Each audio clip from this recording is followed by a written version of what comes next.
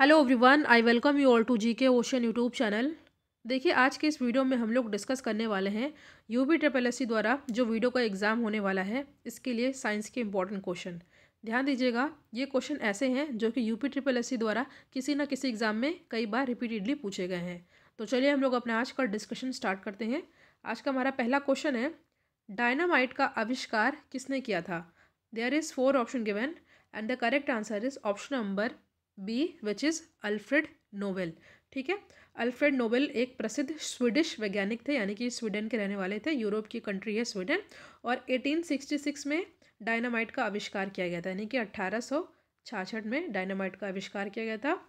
और उसके बाद जो है, जो अल्फ्रेड नोबेल है, उन्होंने 1867 में इसका जो है पेटेंट ले लिया था। ठीक है, तो option number B is the correct answer. ध्यान दीजिएगा, ये question UP triple S C द्वारा पूछा भी गया है 2016 के जो राजस्व निरीक्षक परीक्षा हुआ था।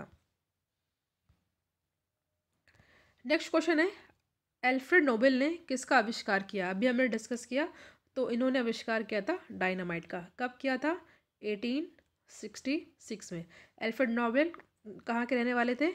यूरोप की कंट्री है, कहाँ पे? स्वीडन, यानी ये स्वीडिश वैज्ञानिक थे। नेक्स्ट क्वेश्चन है, हाइड्रोजन बम का आविष्कार किसने किया? तो हाइड्रोजन बम का आविष्कार किया था एडवर्ड टेलर ने। ठीक है, ध्यान दीजिएगा, सभी क्वेश्चन कई बार एग्जाम में पूछे भी गए हैं। देखिए, जो 1908 यानी कि 1908 में हंगरी के एक वैज्ञानिक थे। हंगरी में जन्मे अमेरिकी वैज्ञानिक एडवर्ड टेलर को हाइड्रोजन बम का जनक यानी कि फादर ऑफ हाइड्रोजन बम कहा जाता है। ठीक है, और 1952 में संयुक्त राज्य अमेरिका द्वारा प्रथम हाइड्रोजन बम का परीक्षण किया गया था। कहाँ पर किया गया था?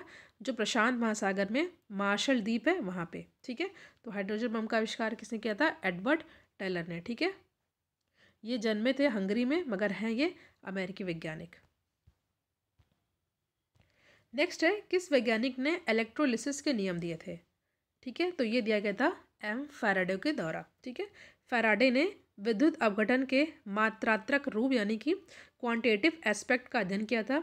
उन्होंने खोज की कि इलेक्ट्रोडों पर मुक्त पदार्थों की मात्रा तथा प्रक्रम में प्रभावित विद्युत धारा के मध्य निश्चित संबंध होता है। ठीक है, तो बस इसमें आप ध्यान दीजिएगा कि वैज्ञानिक कौन थे जिन्होंने इलेक्ट्रोलिसिस का नियम दिया था। तो ये थे एम फैराडे। ये सभी क्वेश्चन देखिए कई बार पूछा गया है। देखिए, वीडियो एग्जाम के लिए जो रीजनिंग के क्वेश्चन प्रीवियस एग्जाम में पूछे गए हैं, उसका भी प्लेलिस्ट बना हुआ है, वीडियोस को आप देख सकते हैं। साथ ही साथ वीडियो एग्जाम में हिंदी के सभी टॉपिक के जो प्रीवियस क्वेश्चन हैं, उसकी भी प्लेलिस्ट बनी हुई है, तो आप लोग उस वीडियो को देख सकते हैं। नेक्स्ट क्वेश्चन है, जल स्थानांतरण के सिद्धांत की खोज व उसका प्रतिपादन इनमें से किसने किया था? ठीक है, तो ये किया गया था किसके द्वारा? आर्किमिडीज के द्वारा। ठीक है, देखिए, आर्किमिडीज के सिद्धांत के अनुसार जब किसी वस्तु को द्रव में डुबोते हैं तो वस्तु के वजन में कमी आती है, जो उसके द्वारा हटाए गए तरल के बराबर होती है। ठीक है, तो B is the correct answer. ध्यान दीजिएगा, ये भी एग्जाम में पूछा गया है। वीडियो आपके लिए हेल्पफुल हो तो वीडियो को आप लोग लाइक ज़रूर करिएगा, और अगर आप लोग चाहें तो चैनल को सपोर्ट करने के लिए थैंक्स बटन को बाय कर सकते हैं। थैंक्स बटन चैनल पर अटैच हो गया है। नेक्स्ट क्वेश्चन इज, टूटकर गिरते हुए पिंडों के सिद्धांत की खोज किसने की थी? तो ये की गई थी गैलीलियो के द्वारा। ठीक है, इटली के पीसा नामक शहर में 1564 में जन्म हुआ था गैलीलियो का। ठीक है, ये भी क्वेश्चन का एग्जाम पूछा गया है। नेक्स्ट है, इसरो का मुख्यालय कहाँ पर है? 4 ऑप्शन आपके सामने, नई दिल्ली, बेंगलोर, अहमदाबाद या इनमें से कोई नहीं। तो इसरो का मुख्यालय कहाँ पर है? ये है ऑप्शन नंबर बी, बेंगलुरु में। एग्जाम में पूछा गया प्रश्न है। और भारतीय अंतरिक्ष अनुसंधान संस्थान इसरो का फुल फॉर्म है। ठीक है, और ये भारत का राष्ट्रीय अंतरिक्ष संस्थान है। ठीक है, तो option number B is the correct answer. Next है कि बार्क कहाँ पर स्थित है? BARC, श्रीनगर, ट्राम्बे, पुणे या हैदराबाद? तो ये स्थित है कहाँ पर? ट्राम्बे में। ठीक है, बार्क यानी कि भाभा एटॉमिक रिसर्च सेंटर, यानी कि भाभा परमाणु अनुसंधान केंद्र जो है ट्राम्बे, जो कि मुंबई महाराष्ट्र में है। ठीक है, और ये भारत सरकार के परमाणु ऊर्जा विभाग के अंतर्गत नाभिकीय विज्ञान एवं अभियांत्रिकी एवं अन्य क्षेत्रों का ये अनुसंधान केंद्र है। नेक्स्ट है, निम्नलिखित में से किसने उसी विषय में 2 नोबेल पुरस्कार प्राप्त किए हैं? तो ये है जॉन बर्दीन। ठीक है, जॉन बर्दीन ने भौतिकी यानी कि फिजिक्स के क्षेत्र में 2 बार 1956 में और 1972 में नोबेल पुरस्कार प्राप्त किए हैं। ठीक है,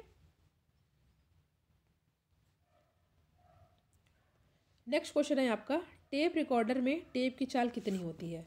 तो इम्पॉर्टेंट है, एग्जाम में पूछा गया है। तो टेप रिकॉर्डर में टेप की चाल जो है होती है कितनी? ये होती है 4.76 सेंटीमीटर पर सेकेंड। ठीक है,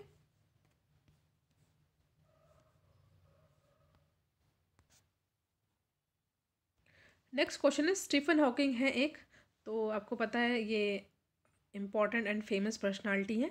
तो स्टीफन मतलब थे, स्टीफन हॉकिंग है एक, ये हैं वैज्ञानिक। ठीक है, option number B is the correct answer.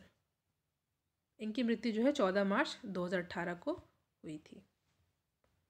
और इन्होंने एक बुक लिखी थी, बहुत ही फेमस है, उस बुक का नाम है a brief history of time.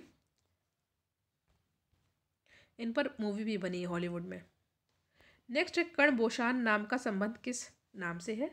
तो ये है S.N. बोस। ठीक है, सत्येंद्रनाथ बोस, ये प्रसिद्ध गणितज्ञ और भौतिक शास्त्री थे। ठीक है,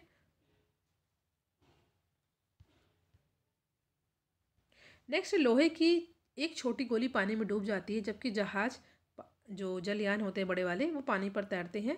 यह सिद्धांत निम्न में से किस वैज्ञानिक के सिद्धांत पर आधारित है? तो ये है आर्किमिडीज के सिद्धांत पर। अभी मैंने आपको बताया था कि आर्किमिडीज का सिद्धांत क्या होता है।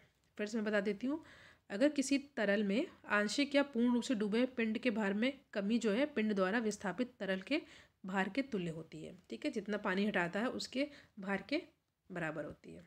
ये जैसा कि आप देख रहे हैं, ये सीधे यो ग्राम पंचायत अधिकारी वीडियो के 2016 के एग्जाम में पूछा भी गया है।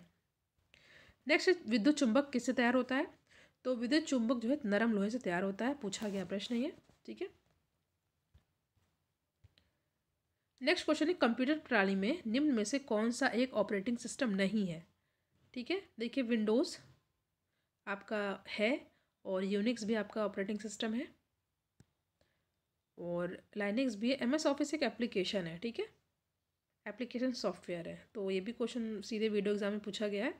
तो जो यहाँ पे सही आंसर होगा option number B is the correct answer. Next question है, यांत्रिक ऊर्जा को वैद्युत ऊर्जा में रूपांतरित करने के लिए किसका प्रयोग किया जाता है? तो यहाँ पे किया जाता है डायनोमो का प्रयोग। ठीक है, ये विद्युत, देखिए जो डायनेमो होता है वो मेनली जो है विद्युत जनरेटर का दूसरा नाम है और ये आपको मैंने बताया कि यांत्रिक ऊर्जा को वैद्युत ऊर्जा में ये परिवर्तित कर देता है। नेक्स्ट है, रासायनिक ऊर्जा को विद्युत ऊर्जा में रूपांतरण किसके द्वारा किया जाता है? तो ये किया जाता है आपका संचायक सेल के द्वारा। ठीक है, संचायक सेल को हम लोग रिचार्जेबल सेल भी कहते हैं। इंपॉर्टेंट है, बेसिक क्वेश्चन है, कौन सी इसमें अदिश राशि है? देखिए वे राशि जिनको व्यक्त करने के लिए दिशा और परिमाण दोनों की आवश्यकता होती है वो सदिश कहलाती हैं और जिन राशियों को व्यक्त करने के लिए केवल परिमाण की आवश्यकता होती है और दिशा की नहीं, उन्हें हम लोग अदिश राशि कहते हैं। ठीक है, कार्य एक अदिश राशि है, तो option number is the correct answer. जबकि जो वेग, बल, त्वरण है ये जो है सभी सदिश राशियाँ हैं। पूछा गया प्रश्न ये। नेक्स्ट है, मोटर गाड़ियों में साइड की वस्तुओं को देखने के लिए कौन सा दर्पण प्रयुक्त होता है? उत्तल, अवतल, समतल या इनमें से कोई नहीं? तो उत्तल होता है, उत्तल दर्पण। ठीक है, मोटर गाड़ियों में साइड की जो वस्तुओं को देखने के लिए उत्तल दर्पण का प्रयोग होता है। ठीक है, ये जो है जो उत्तल दर्पण द्वारा प्रतिबिंब जो है आभासी होता है, सीधा होता है और वस्तु से छोटे बनते हैं। ठीक है, इनके द्वारा ट्रिक है, आप लोग याद कर लीजिए, काफ़ी बड़े क्षेत्र की वस्तु को एक छोटे क्षेत्र में बना देता है। तो ये होता है कौन सा? ये होता है उत्तल दर्पण। ठीक है,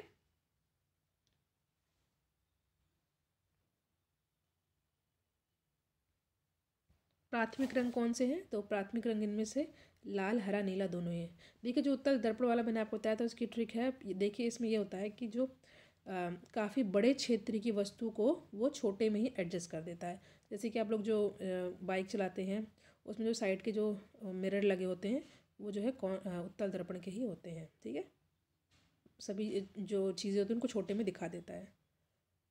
मुख्य रंग कौन कौन से होते हैं? ठीक है, तो मुख्य रंग कौन कौन से होते हैं? ये होते हैं लाल, हरा, नीला। Option number D is the correct answer. देखिए 3 मूल यानी प्राथमिक रंग होते हैं, लाल, हरा और नीला, और इनको मिलाने से द्वितीयक रंगों का निर्माण होता है, जैसे कि पीला, मजेंटा और पीकॉक। ठीक है, पीकॉक नीला। नेक्स्ट है निकट दृष्टि दोष संबंधित है किससे? तो निकट दृष्टि दोष संबंधित है दूर की वस्तुओं का ना दिखना। निकट मतलब जो है इसमें दूर की वस्तुओं को नहीं दिखाई देता है। ठीक है, निकट वाली दिखती हैं। देखिए इसका ट्रिक है, अगर निकट दृष्टि दोष पूछे तो होता है कि निकट की वस्तु दिखेंगी, अगर दूर दृष्टि दोष पूछे तो दूर की वस्तु दिखेंगी, उल्टा होता है, जस्ट अपोजिट। अगर आपसे पूछा निकट दृष्टि दोष तो उसमें जो है, इसमें जो है निकट की वस्तु में जो है निकट की वस्तु दिखती है, और दूर दृष्टि दोष में दूर की वस्तु दिखती है, और निकट दृष्टि दोष में जो है दूर की वस्तु नहीं दिखती है, निकट की दिखती है। सेम है, ट्रिक है, इजी है। तो यहाँ पे हमने डिस्कस किया इंपॉर्टेंट साइंस के क्वेश्चन को। आई होप ये वीडियो आपके लिए हेल्पफुल हो। Thank you.